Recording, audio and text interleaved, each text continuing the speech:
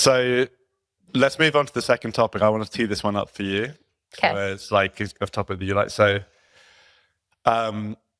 there's a sentence that I think strikes the most fear into any MOPS person. In that when you're like maybe interviewing for a job or even from our side, like when we hear this sentence, and that is IT owns Salesforce. Yeah, or your whole tech.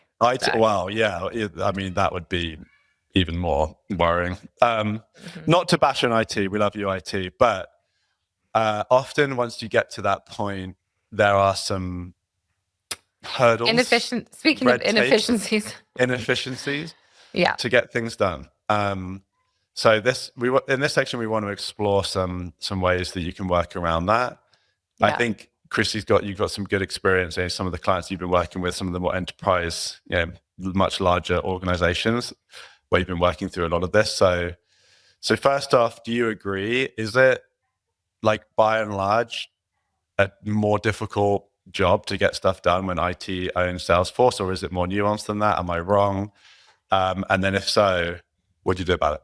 It's more difficult, and probably for some of those orgs, maybe sometimes by design and sometimes not by design, because I think it's their way of making sure that there's no tech debt, that everything that's put in won't break their systems, and they've gotten to a place where maybe they had all those issues and they need to put some governance around it, especially when you have a lot of people that can do things within the org. So is it harder to get stuff done? Yes. Does it have to be as hard as it is? Probably not. And I think sometimes it's not even huge orgs that have it too. But I do think there's a good mindset behind it where you want to have this like rigor and governance around like what goes into your systems. 100% like that's a great thought behind it. And you don't want a ton of tech debt and you don't want things breaking. You want to have a great process from sandbox to like deploying into production. But oftentimes what I see is that sometimes it can just slow down like very simple things. So I'll give an example with IT. One, it's when they're supporting so many different like groups, specifically sales and marketing, but there could be other group, customer success and so forth. It's hard to get onto their roadmap. And so oftentimes you'll be told, oh, actually, we're doing this big CPQ project and everyone's doing it. And it's going to take like 6 months. So we'll try and fit in your stuff in between the time that we have. And that can be challenging because you're like, well, who gets to decide like, what's more important than the other? It just feels like it goes like slow for just resources sake.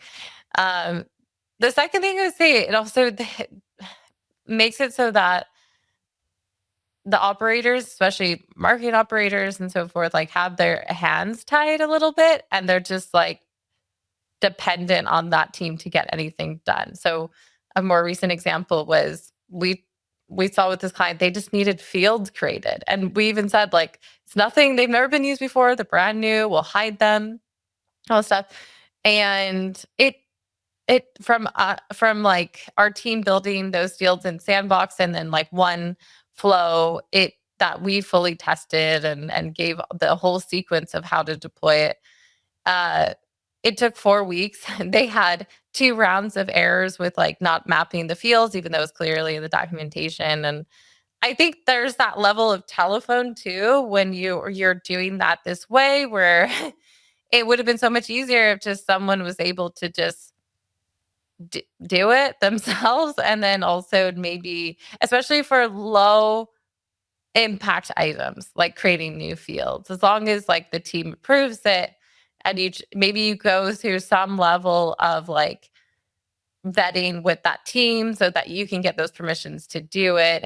And I feel like that might be better. I mean, I even saw with that same client, they have marketers who aren't even able to like basically edit things on a campaign, statuses and things like that, when that's kind of 100% part of the point. Like they need to be able to use campaigns. And so I just find that we need to be a bit more realistic around like putting in guardrails instead of just putting in red tape everywhere. Like we just, and but given that, we can't always change that scenario. So I know that there's probably just tips that we need to maybe make that a little bit easier.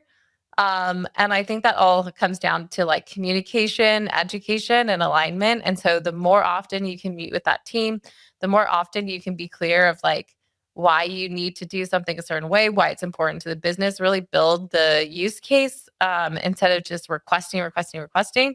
Also, figured out ways where you can align your projects. So, another example with this client is we figured out that they got a request from sales to consolidate a few of their opportunity stages. Marketing wanted to do the same thing. They wanted to redefine and create like a stage 0 meeting opportunity stage. And it just kind of worked out perfectly where we're like, okay, well, you're going to make that change anyway. So let's just do them both at the same time. And so that's why communication is really key, because if you really educate early and often of like all the things that you want to do and the change management, I think then you can align with each other. You can even figure out ways where you both can meet your own like shared projects and goals and get with what you need. But I also think maybe figuring out like a project manager. So if IT does have a project manager, someone that can be on like a weekly call with you and your team weekly to review like what's needed and get a status check, I think would be really useful. Yeah, all of the above. I think it definitely comes from a good place. Like you said, they're trying to protect the systems from bad things happening, but I think it often goes too far and just creates just a lot of unnecessary stress. And like you said, I think the only option you really have is to build up that trust over time, try and stay aligned, and hopefully things get better as that opens up. But it definitely is an ongoing struggle for a lot of people. I was speaking to a potential client the other day, very much a similar situation that you were saying, maybe even worse in a certain way, because they were just trying to get some. I think it took them like 2 months just to get like one field in Salesforce, and then so I was like, well, like I don't think this is going to be a good fit for us coming in, because like we're the whole point of bringing on CS2 is to come and build a lot of stuff for you. Otherwise, like, what are we doing? And if that's going to take like 6 months instead of 1 to get something done, then no one's going to be happy with that. So yeah, I think for those of you that are in it, it is tough. I don't think we have like a perfect, do this and it's going to completely change your existence. But I think, like Chrissy said, you've got to just keep working at it, build that trust, try and get a sandbox that you can build stuff in and walk them through, do sandbox reviews, document things very heavily so they can see, show them that you've audited, you've done like a change review, like, okay, we've looked at all of the flows that might get impacted by this or fields. That was another thing I was going to say, and I was actually going to save that for a future podcast, but doing a full-on technical audit of what are all the things that need to be changed proactively, even if you didn't build it, is so useful for them, because it can, one, help them if they need to make those changes, or 2, you may find, it's actually not that much change, because they might say like, we have all these things that need to be updated, and when you actually show them, then it might be. And it just shows them you care and you give a shit, and you've done the work. Like, what they're trying to avoid is you building something and it ruining something they've already got, right? Or adding a lot of like tech debt or inefficiency to the system.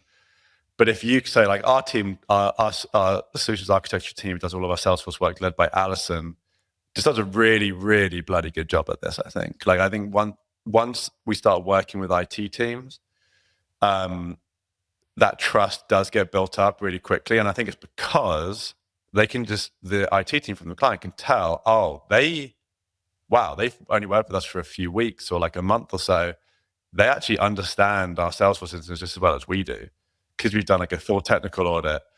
And that builds up that trust, and they start to realize, okay, they are they're going to be good stewards of our system. They're not going to come in and ruin stuff. Where maybe particularly for the agency consulting side, I think some companies have been burned where people consultants come in and build some stuff and ghost, and it all falls apart. So yeah, I think that's really what you have to lean into. It's hard, you're busy, it's difficult, but you're not going to get anywhere unless you really take a strategic approach and like a real like development cycle approach to this work. Yep. So also killing them with sometimes. kindness can go a long way too. I'm glad you said with kindness. I thought you were going to say killing them. No, That might be an extreme thing to do. Okay, Like, I winning wouldn't them over resort with to murder. kindness. Let's not use the word kill in the workplace. Yeah. Oh, and definitely don't try and go around them. Oh no. Because if you Mm, go around them, no. it'll always come out. They'll always find out, and then now that trust will never be resolved again. You're probably just And going don't put your find a new job one agencies day. in that position too, where you're trying to go around them with an Oh, yeah. agency. Yeah. And actually don't do that in any scenario. role.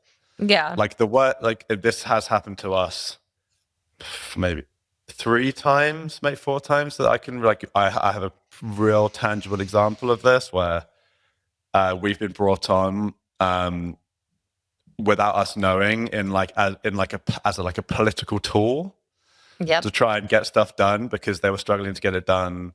Then they want us to kind of come in and like work around here and like get this built here, and like it's really uncomfortable for us. We don't like it. It doesn't ever really work out that great for anyone involved. So please don't put agencies in that. Out of the over hundreds of like engagements we've had, like it happens very rarely. But I do think maybe it happens more internally, like the leader of marketing being like to the ops person, oh, just go, like, can we just build this thing like without people, like, you know what I mean? Yeah. So I feel like those chats maybe happen a bit more. And if you're trying to do that, I think that's going to come bite everyone back in the arse, honestly. So avoid. I will.